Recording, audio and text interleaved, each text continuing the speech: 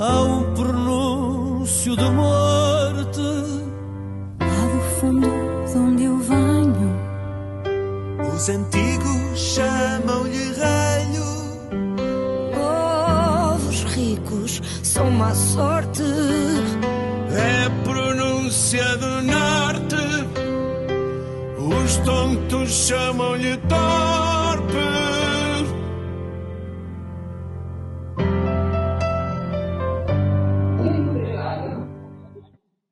Muchísimas gracias. Os recomiendo que, se non coñecedes Xaves, o visitedes e coñecedes toda esa magnífica paisaxe e toda a súa magnífica xente, incluídos pobriños pequenos as aldeas que hai ao redor do pueblo de Xaves, non?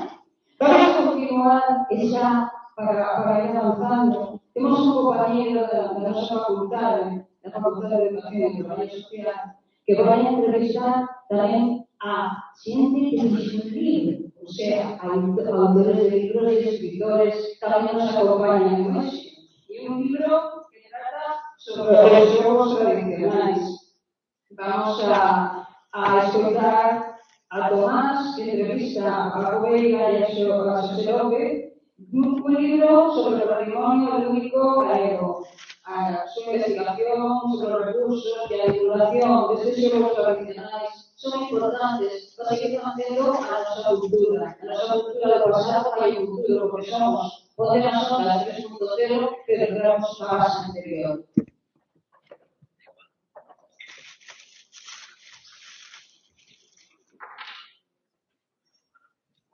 Están a comentar que se alguén desecha os libros que hai por aí, que están, que os teñen os compañeros que vinieron de Xaves, ¿vale? Que se acerquen hasta donde eres.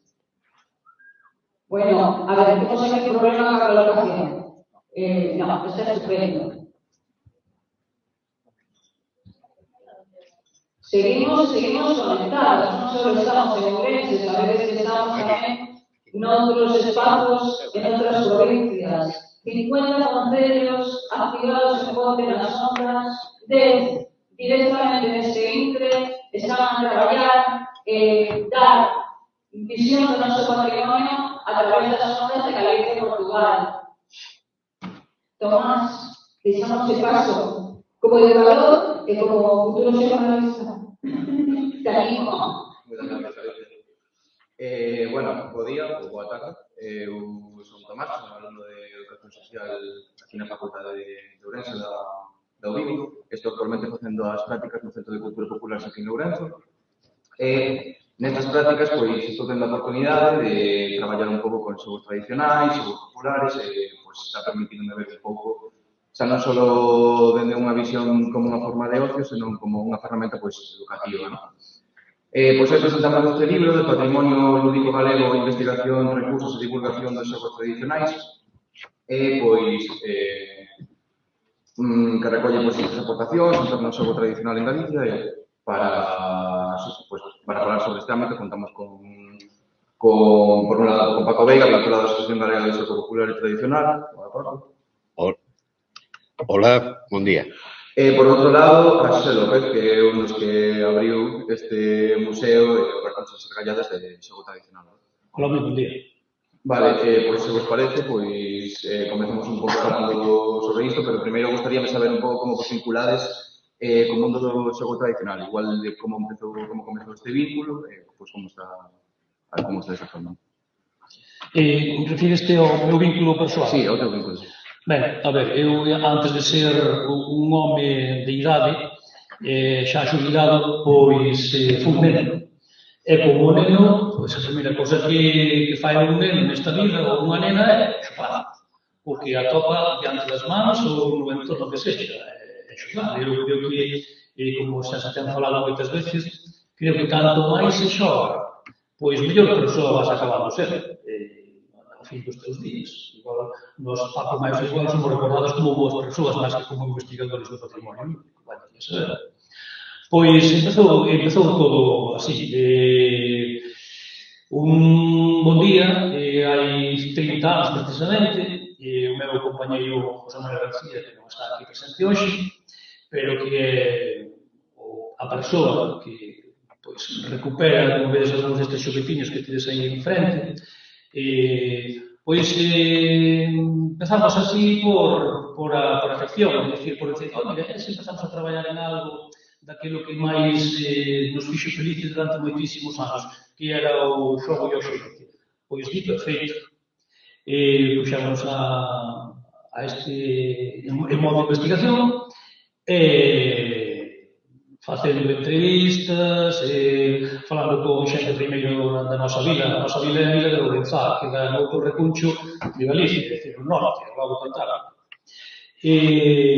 Empezamos con unha pequena exposición ali, depois fixemos algún centro educativo tamén exposicións, depois xurdiu a posibilidade de que, cando empezou xa a ter un coñecemento, pois a xente do que estábamos facendo, porque ao principio chamou a manualidades, cousas, palabras que nos gustan ao meu compañero Manolo.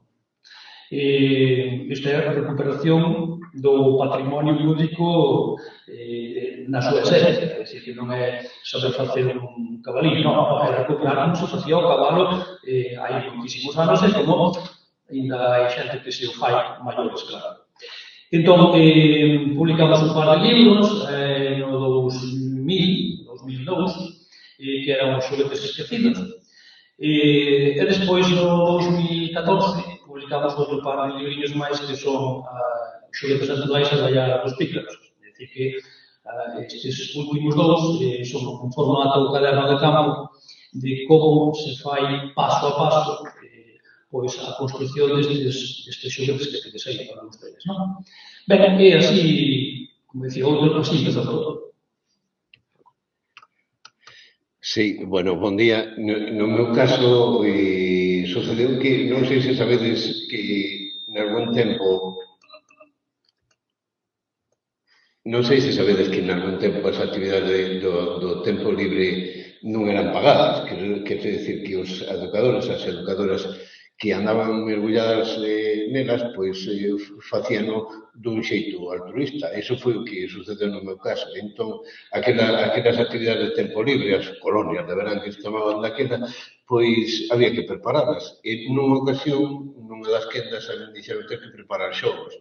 Eu era moi noviño aínda, e entón empecé a preparar xogos tradicionais e mergullei neste tema. Eu acabei tirando por aí a nivel académico porque fixen unha tese de doutoramento sobre o asunto e eran tempos duros para o xogo tradicional. Hoxe non digo que sexan moito mellores, pero daquela era bastante duro porque estábase abrindo un camiño que despois deu os seus froitos. Entón, a partir de aí, pois pregunteime, de acordo con outros colegas, que se pode facer despois dun traballo de investigación sobre o xogo tradicional. Pois haberá que xogar. Entón, fundamos a Asociación Galega do Xogo Popular e Tradicional e daí derivaron outras moitas cousas como o Observatorio do Patrimonio Lúdico Galego do que formamos parte Pepe e máis e outras moitas persoas e outras moitas entidades e daí saiu este libro. Vale, pois... Escoito. Vale, pois entramos un pouco máis no libro, gostaría de saber un pouco pois que tipo de contenidos ou que se pode encontrar dentro de que este libro, se está máis orientado á investigación, á práctica ou un pouco a ambas cousas. Desde o punto de vista histórico da investigación sobre o patrimonio lúdico, bueno, realmente deixadme decir que, en primeiro lugar, aquí en Ourense tedes o centro Xaquín Lourazo que é un referente en toda Galicia. Non podedes escoller o mellor sitio para facer as prácticas, tomar as cousas como son. Está por aquí, ademais, Lito, a miña fronte, unha das persoas máis dinámicas que coñezo, non só a nivel de xogo, senón a nivel da vida en xeral. Entón, desde o punto de vista histórico da investigación e divulgación do patrimonio lúdico galego, tamén deixame dicir entre paréntesis, que eu abro moitas paréntesis, a ver se os dous pechados, pois xa se verá.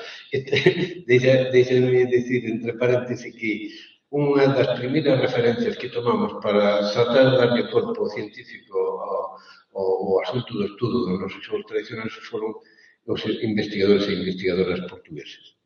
E particularmente de Trás-os-Montes. Foron os nosos referentes do principio. Podía citar a bastantes, pero deixadme falar simplemente de Antonio Cabral, que foi un referente histórico para nós, desafortunadamente, pois faleceu xa. Este libro, dicimos que é un fito na historia da investigación do noso patrimonio lúdico porque facía falta algo que tratase, unha publicación que tratase de reunir parte, nunca será na súa totalidade, ni moito menos, parte do que se fixo e se estudou ao longo dos tempos sobre o xogo tradicional. Entón, un investigador, unha investigadora, estamos aquí nunha catedral do saber, os estudantes e as estudantes universitarias teñen que saber que aquí hai unha liña de investigación moi chula, é dicir, tirar un traballo de fin de grau, un traballo de fin de máster, unha tese ou a electricidade que haxa que facer na universidade, tirar por o lado do patrimonio lúdico, iso é gloria bendita, vamos, é un traballo que ten que ser moi gratificante. Pois ben, un investigador, unha investigadora, a partir de agora terá que coller na man este libro, no seu formato físico, no seu formato PDF, e a partir de aí terá que tirar outras, esa é a nosa intención, outros fios. Xosé, non sei se queres... Eu corroboro as palabras de Paco, é dicir que este libro pois é esencial para quen quixer pois achegarse con máis profundidade ao coñecemento do que é o xogo e o xoguete tradicional. Desde aquí son 37 autores e autoras, non me preocupa, os que 42. Os que escribimos aquí, cada un partindo da súa experiencia e do seu coñecemento. É dicir, aquí hai persoas que están vinculadas ao mundo da universidade, falando do videoxogo, outros falando do xogo tradicional vinculado co tema da educación física, xogos do mar, evidentemente xoguetes de todo tipo, xoguetes de literatura, etc. Así que hai un elenco importante no que todo aquel que tiver curiosidade pode acceder a él, como di Paco, se non é en formato libro, pois en formato PDF que estará a punto de sair. Perfecto. Non sei, por me dixes ahora un pouco por encima, non sei se queréis profundizar máis igual en que necesidade hai de reunir todas estas aportacións no libro, se este tipo de traballos axudan a que o xogo tradicional siga vivo ou como poden axudar a que o xogo poda seguir vivo.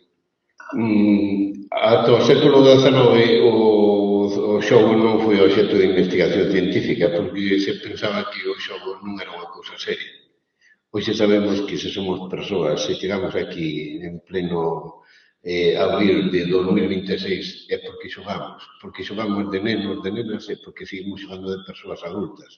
As persoas adultas necesitamos engadirlle algo ao xogo para seguirmos xogando, que é a competición, que nada ten que ver coa competitividade, porque poñémonos aquí nosos tres a xogar, que sei eu, as agachadas, cousa que non faríamos de persoas adultas, seguramente, pero podemos xogar incluso unhas empanadas, xogando as agachadas, a ver quen perde, iso é competición, é unha competición xa, iso non é competitividade. Entón,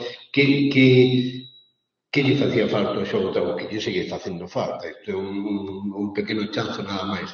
Segue facendo falta reflexión e segue facendo falta instrumentos de análise e, digamos, ese análise ten que investigar e sacar conclusións sobre para que serve xogar aos xogos de sempre nos nosos días, aos xogos de infantil e aos xogos de persoas adultas. E, evidentemente, o papel do xogo no século XXI, iso hai que estudarlo ben, porque o xogo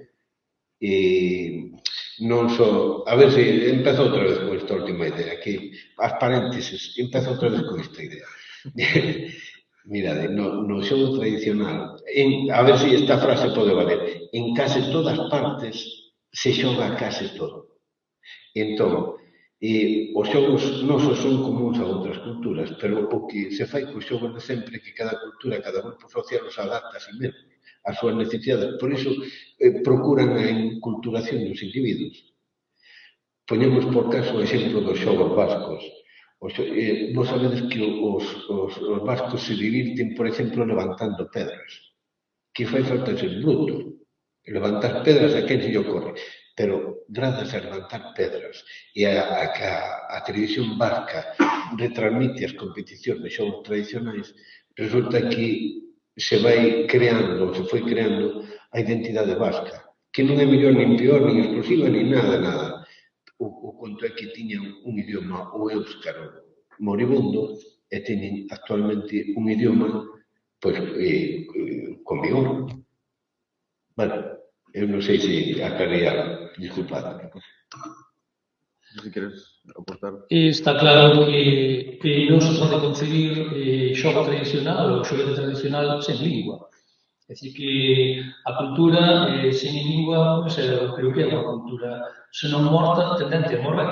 Por iso que eu, desde aquí, fago unha chamada para que todos aqueles que teñamos lingua física, pois que utilicemos a nosa. Que canto máis a utilicemos, mellor vai ser, máis longe vai chegar. Hai moitas persoas que pensan que unha lingua como a nosa ou como a outra lingua minorizada pois non pode chegar a hoxe. Pois claro que se pode chegar a hoxe con a nosa lingua a todos os rincóns do mundo. Xo dicía outro, hai que ver a lúa, pois imaginados. Os artemis estes non sei se te toparía algo por ali, pero seguro que sí. Vale, bueno, temos por aquí varios exemplos de lo que son xoguetes tradicionais, verdad? Pero que o que fai que que características fan que un xogo sea tradicional, non? Desde un punto de vista teórico non soemos distinguir entre o que é un xogo tradicional e un xogo popular. A nos interesan os dous. O xogo tradicional é o que ven desde a noite dos tempos, e son xogos que se xogaron sempre, que a maior parte deles tal vez non se saiba nin siquiera por que naceu a pita cega, a gariña cega. Aí buscar aí certo simbolismo, seguramente. Outros dedúcese por que naceu a billarda, a estornera, porque a alguén se lle ocorreu petar a un pau contra outro. Saltou no aire, deu un segundo golpe e mandou no asquimbamba, xa naceu o xogo. Despois hai que arrimarlle as regras. Vale. E os xogos populares é unha distinción que só serve, digamos, aos entendidos, ás entendidas para matizar as cousas. Os xogos populares son xogos que seguen nacendo. Afortunadamente seguimos creando xogos. Os colegas portugueses crearon non hai tanto tempo o xogo dos neus, dos neumáticos, que ao fin e ao cabo é guiar un aro, neste caso no seu formato de roda, de neumático, de guialo con un pau para que circule.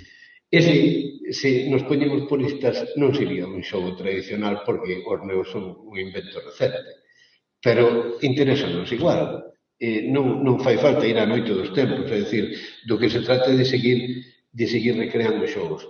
E deixanme engadir, unha paréntese famosa das miñas, que a nos interesanos tamén incluso os videoxogos, os xogos que veñen noutro formato, diferente. Iso non ten nada de malo, só ten de malo se son excluintes, claro.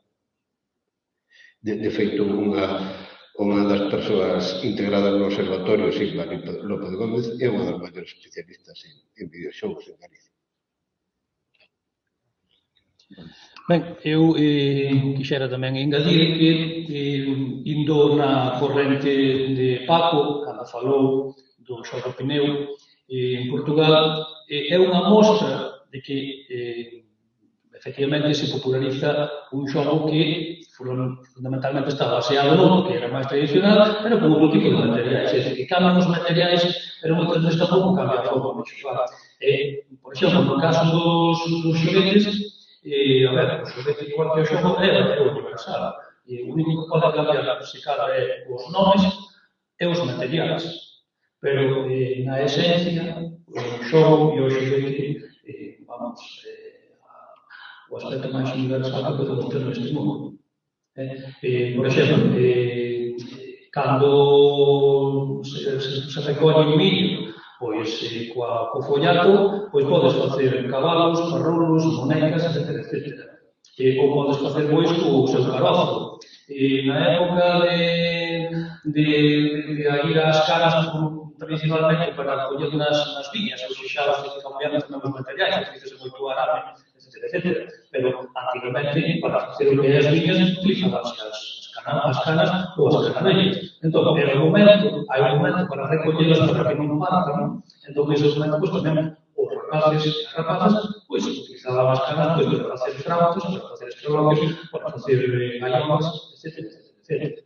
Eu, aparellos novos como pode ser o carrizo de cana. Que poden cambiar as maneiras de facerse, os materiais, pero en esencia serve para o mesmo. Por iso sacan. Sí, nese sentido, igual hai alguén que está pensando entón por que falan así, se xoga a case todo, en case todas partes, por que falamos de xogos populares e tradicionais galegos, ou transmontanos, ou portugueses, ou de onde sexan. Igual serve de referencia confrontado con un deporte de masas. Os deportes de masas, o futebol, por exemplo, ten unhas regras marcadas por alguén externo. Xogase en todas partes a calquera cousa. Xogase en todas partes da mesma maneira. Os xogos tradicionais son froito dunha sociedade e dun medio. Entón, ou ben se adaptan, se trata dun intercambio lúdico, ou ben nace nun determinado lugar por unhas razóns obvias. O xogo dos negros non naceu en Galicia, non xogamos a iso. Entón, pódese falar dos xogos transmontanos, pódese falar dos xogos galegos, pódese falar dos xogos de Xaves e dos xogos de Montalegre tamén. Claro que sí, porque en Montalegre o exemplo máis típico que temos en Galicia é a billarda, o exemplo máis claro, a billarda, a estornela, e realmente en Galicia é o deporte nacional de Galicia, xogábanse en todas partes con regras diferentes. Cando se pretendeu convertela en deporte ou darlle pulo, incluso houve que crear unhas regras novas para que fosen comuns a todos, a todas. E ben se fixo, vamos.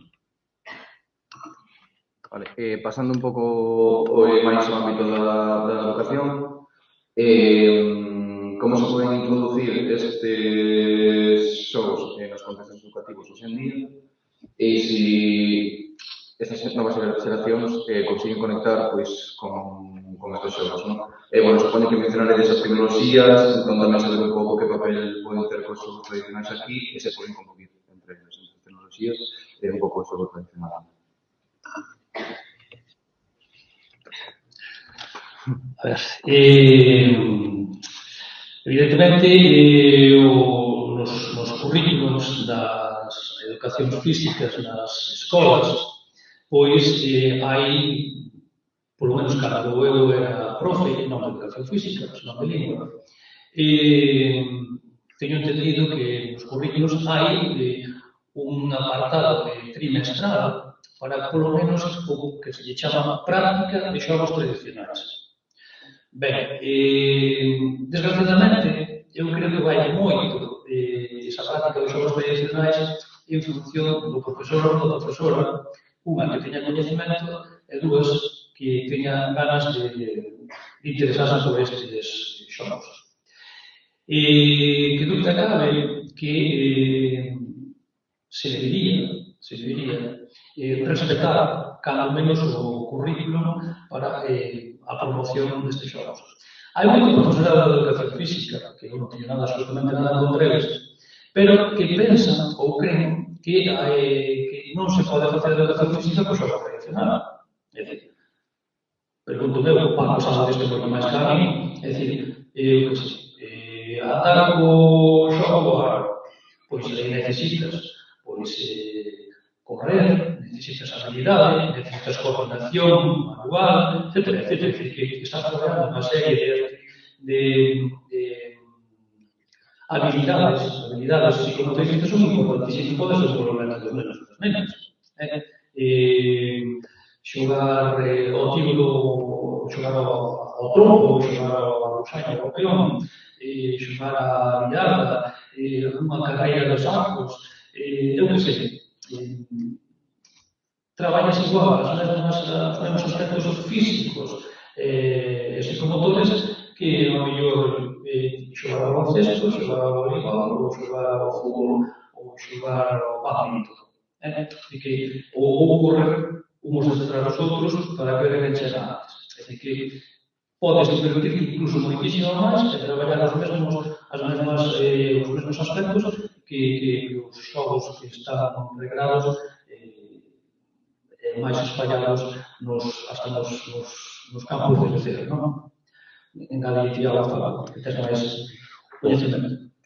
Non teño máis coñecemento nin sequera experiencia. Casi no meu caso dicir isto porque estamos no templo do centro Xaquín Lourenzo, un deles, que nos conte Lito Prado que éxito teñen as súas sesións de xogos tradicionais por toda a provincia de Ourense. Mirade, falta o primeiro sitio onde, polo menos, a miña asociación vai, a miña asociación ten un percorrido, non sei, un montón de lugares, 600 ou unha cosa así, temos registrados. Falta o primeiro sitio onde atopemos nenos e nenas que descoñezan os xogos. Pode que non se coñeza determinado xogo. Por exemplo, o xogo da porca, da cocha ou a pina, ou como queira de chamar, no norte é bastante descoñecido. Pero os demais xogos todo o mundo os coñece. E iso sucedeu así porque os xogos dos nenos e das nenas, os xogos da infancia non desapareceron nunca.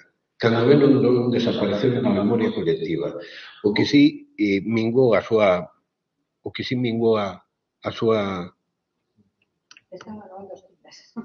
Igual é un problema das pillas, sí. Sí, non, xa non.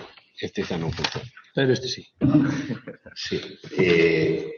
O que sucedeu co xogo das persoas adultas foi que, cando se produciu, miro sempre pro lado de Tras os Montes e sitios próximos, cando se produciu a emigración masiva dos anos 60, a que non recordamos, a que non temos a memoria, da que non temos memoria, non falo da América ni nada disso, cando se produciu esa emigración masiva, deixou de haber xogadores, ou deixou de haber a oportunidade de xogar como se xogaba antes, en moitos lugares, non digo que sucedese en todos. Entón, o que se está sucedendo a partir dos anos 90, maiormente, é que se produciu un proceso de recuperación dos xogos de persoas adultas, dos birlos, por exemplo, que en Galicia se xogan con infinitas modalidades. Isto tamén provocou que, vamos a ver, nós estamos federados na Asociación Europea de Xogos e Deportes Tradicionais. A Asociación Europea de Xogos e Deportes Tradicionais creouse a partir da recuperación dos xogos de persoas adultas por Europa adiante. Pero, volvendo á pregunta inicial, os nenes e nenas galegos saben xogar a casi todo. E se cadra non saben tirar o peón, pero hai que poñerse con eles e andar con un aro, que é case máis difícil que andar que tirar o peón. Vale, por último, para rematar, se queredes engadir alguna idea, alguna reflexión que vos pode parecer interesante, que este no libro, o que tratásemos, ou que non tratásemos, bueno, na entrevista. Eu son bastante reflexivo. Entón, a miña reflexión é que temos que seguir xogando, temos que seguir argallando, e temos que seguir, isto vai, vamos, dedicado ao profesorado, temos que traballar moitísimas habilidades, non sei se chamarlo como manuais ou manuais a secas. É dicir que moitos rapaces e rapazas, xa non digo de 4 anos, pero é triste ver que rapazas de 14, 16 anos, pois non son capaces de coller unha simple navalla e afiar un lápiz, por poñer o caso. Despois tamén están, a sociedade ten moitos medos a todo, eso se corta. Cortase unha vez, dúas non, porque entre outras cousas as persoas aprenden a montarse. Se como se aprender a cortar, pois tendrás que poñer o garagullo por outro lado para afiar, digo, Entón, creo que é moi necesario que este tipo de actividades non se perdan. Sí? Non quere dicir que se volva a xogar con xuguetes deste tipo, porque, entre outras cousas, a sociedade está desruralizada, se non sei se pode decir así, desruralizada. En nas cidades, desgraciadamente, os nenos e as nenas non teñen estas posibilidades de estar todos os días, pois ir a ver un río, ver un meneiro, ver unha baleira, ver xuncos, etc. É dicir, todo o que hai detrás do que é o xoguete tradicional, neste caso, tamén implica un coñecemento do que é o teu autor, é dicir, coñecemento paisaxístico, coñecemento das árvores, coñecemento de diferentes tipos de plantas. A súa utilidade é, sobre todo, cando vexan que podo facer unha subida de meneiro, nunca se van a esquecer de cal é a árbore que lles dá a posibilidade de facer unha flauta de meneiro. É dicir, que iso vai tamén axudar a coñecer a natureza e, por tanto, respectada.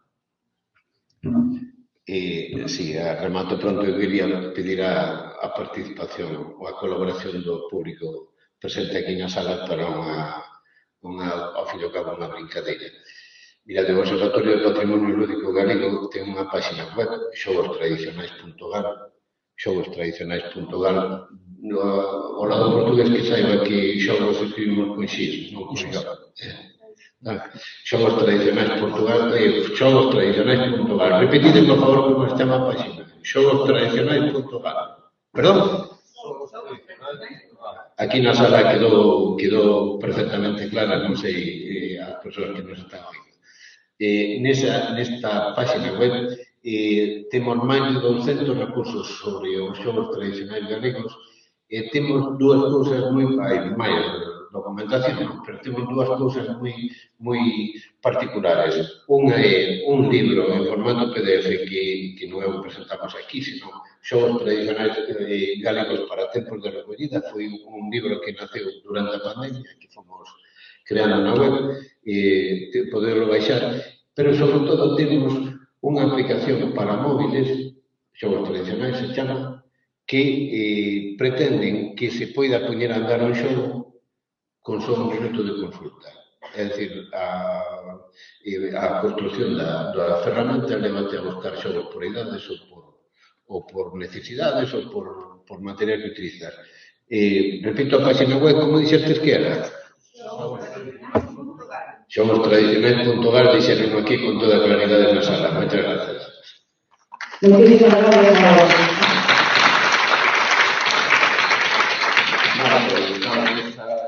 Así que cuando ustedes compartir mucho conocimiento sobre el mundo de xogos tradicionales. Gracias a Dios tamén por seguir enseñando os nosos xogos e telos aquí en Ourense tan accesibles para todos nós. Decía mañana que tamén quería entreter que para a fiesta, ganaba para nas mãos e facía o xogo de rabo de boi, rabo de esta, e se me dio esta la maestra. Bueno, pois antes de entrar se pode xogar. Que se roba sempre. Bueno, temos a sorte de estar acompañados de compañeras e compañeros do centro que ven aquí ao lado, que tocar algunhas veces, moitos dos seus alumnos son despois alumnos da nosa facultade, da nosa facultade de educación. Os compañeros de Portobelo van a acompañar agora mismo e traen algo que así, en esencia, con ese título, para un tema esencial para a nosa sociedade, coidar os coidar. Há pronúncio de morte Lá do fundo de onde eu venho, os antigos chamam-lhe relho. os ricos são má sorte. É pronúncia do norte, os tontos chamam-lhe torpe.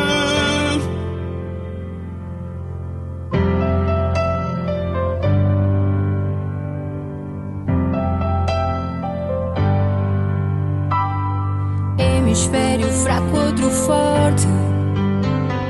Em Indiana não sejas triste. A bússola não sei se existe e o plano talvez aborte. Nem guerra, bairro ou corte. É a pronúncia do norte, é um prenúncio de morte. Corre rio para o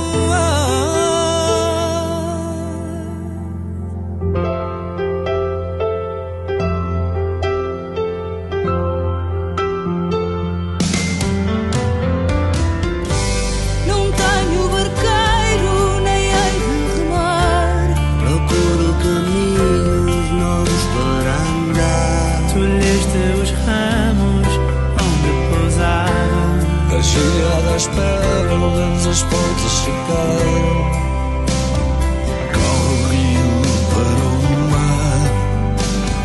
E há um pronúncio de morte.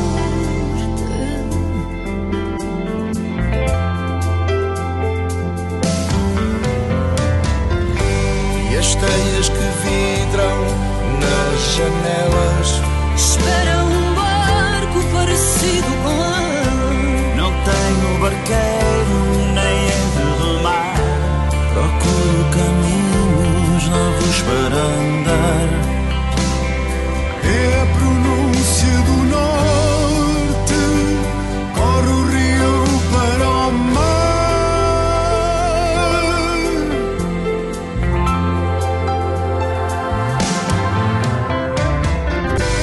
E as teias que vibram nas janelas Espera um barco parecido com elas.